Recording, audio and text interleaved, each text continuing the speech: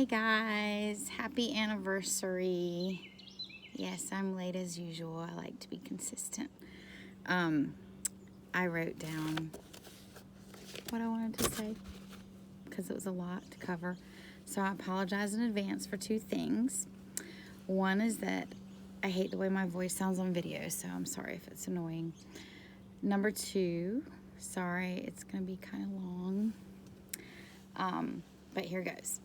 This tribute is about each of you, both of you, as individuals, as much as it is about you and your love for one another. But it's about what your love has meant to me personally also. So here goes. Uncle Bill, my uncle that is a world traveler, fisherman, outdoorsman, poet, musician, problem solver, basically walking, rolling encyclopedia, because you can talk about anything and everything and at length, at depth, very proficiently. So I've always known that any questions I had about anything, you could answer. And probably tell me way more than I ever wanted to know.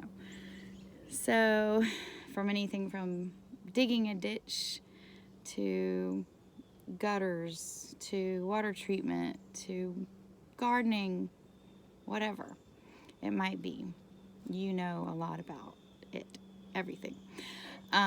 It seems.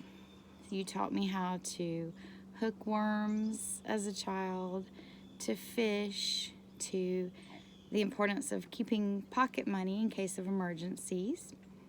Taught me to use the correct name for things instead of using words like thingies.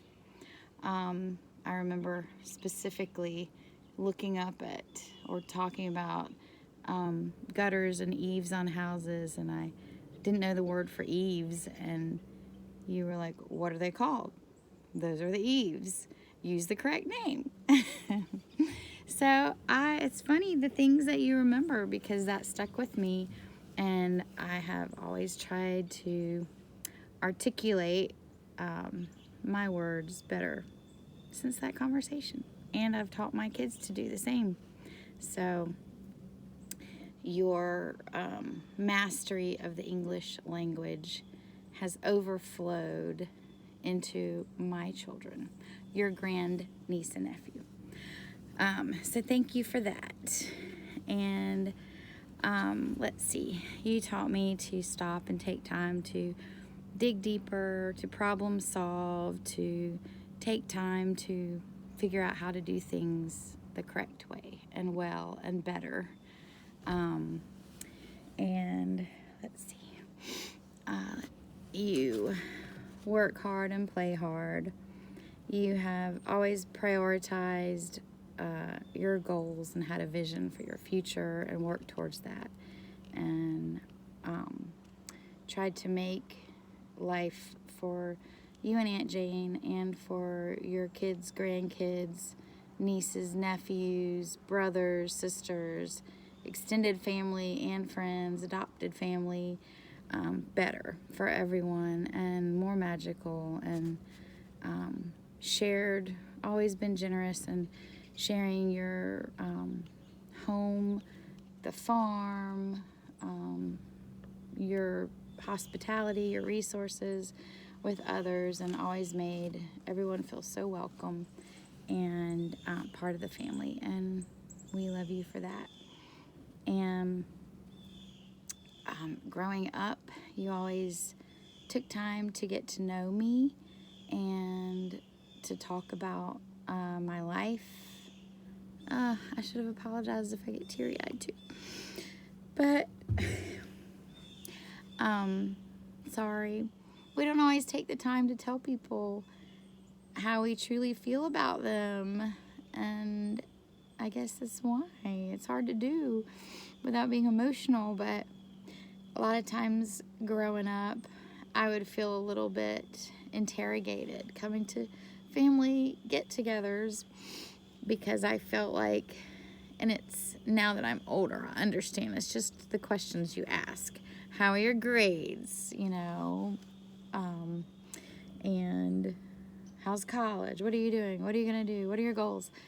But you actually always, sorry, went beyond those surface level questions and truly made me feel like you wanted to know me.